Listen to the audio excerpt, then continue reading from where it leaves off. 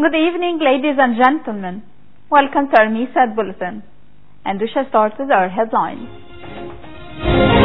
Trump expects big results, including North Korea, after Putin summit. Sweden struggles to contain Russia's wildfires. And moving on to our details, starting with the Syrian profile. Talks to see the largest opposition holdout in southwestern Syria to the government have failed, triggering an intense overnight bombing campaign on the densely populated town that killed 12 people and injured over 100. The Syrian Observatory for Human Rights said an overnight frenzied bombing campaign continued into Wednesday, with at least 350 missiles lobbed into Nawa and its surrounding areas, leaving at least 12 killed.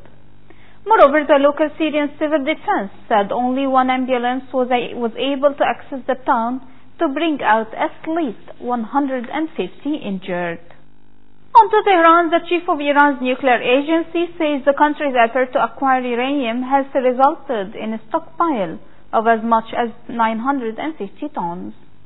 Ali Akbar Salehi, head of Iran's Atomic Energy Organization, told the state TV on Wednesday that Iran has imported some 400 tons of the stuff since the 2015 landmark nuclear deal with Western powers, bringing its stockpile to between 900 and 950 tons, up from 500 tons.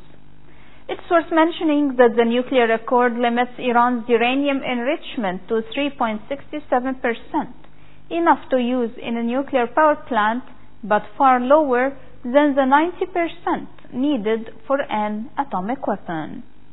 On the other side of the world, President Donald Trump said on Wednesday his meeting with Vladimir Putin would lead to big results. In a tweet, Trump talked about a promise elicited from Putin to help negotiate with North Korea, saying, "Russia has agreed to help with North Korea, where relationships with us are very good and the process is moving along. There is no rush, the sanctions remain. Big benefits and exciting future for North Korea at end of process." Moreover, President Trump had said he and Putin discussed reducing nuclear weapons worldwide. He also tweeted on Wednesday that his NATO meeting in Brussels last week was an acknowledged triumph. In Sweden, dozens of forest wildfires raged across the country on Wednesday, prompting Stockholm to ask for emergency EU help to fight the blazes that broke out during an extreme heat wave in the Nordic region. The Swedish Civil Contingencies Agency said 2 Italian firefighting aircraft had been sent to assist in badly hit areas of central Sweden, while Norway had also dispatched 6 helicopters. Moreover, Swedish authorities said there were 37 fires raging across the country on Wednesday, urging locals living close to the blazes in the central counties of Gävleborg, Jämtland and Dalarna to evacuate, but no casualties have been reported so far.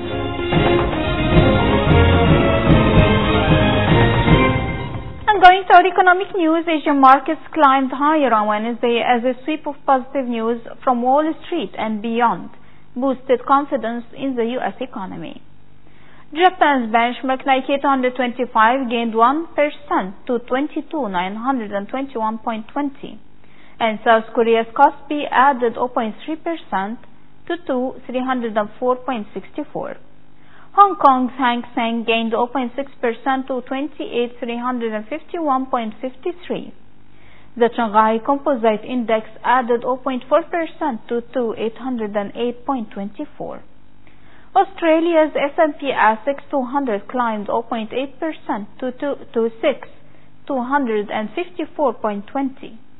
Shares rose in Taiwan and Southeast Asia. Meanwhile, the S&P 500 index rose 0.4% to 809.55, and the Dow Jones Industrial Average gained 0.2% to 25,119.89.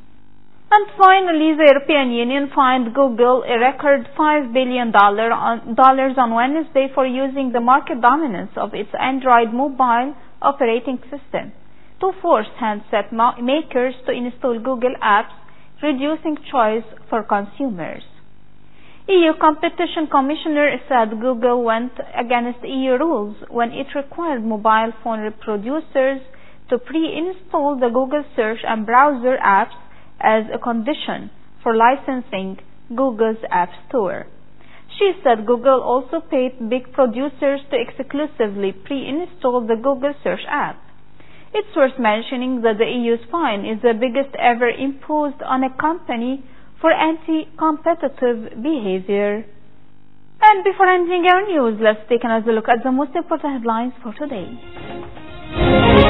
Trump expects big dress-ups, including North Korea, after Putin summit. Sweden struggles to contain Russia's wildfires. And we reach the end of our Misa Bulletin for today. Thank you for joining us.